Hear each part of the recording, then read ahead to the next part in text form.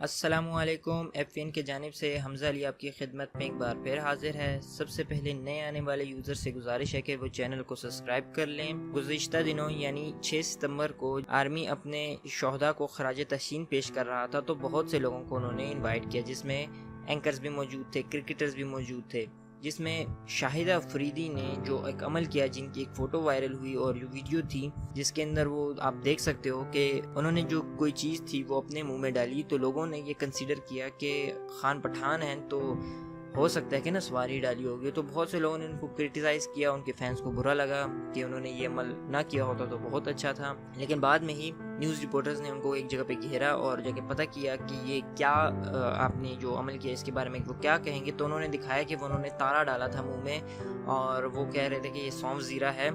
तो सबसे पहले मैं आपको बताऊं कि इस तरह की चीज़ों को मत शेयर करें, क्योंकि इस तरह बंदों की जो आप एक पर्सनल लाइफ होती है उसकी इज़्ज़त होती है, वो आप सोशल मीडिया पे ऐसे उछाल रहे होते हो और आप अपनी तनकीद कर रहे हो, तो ख़ुद से आप एक मौलाना टाइप बन जाते हैं। तो ऐसी चीज़ें मत किया करें। तो आज के लिए इतना ही था। अगर वीडियो पसंद आए तो लाइक करें। अस्सलामु अलैकुम।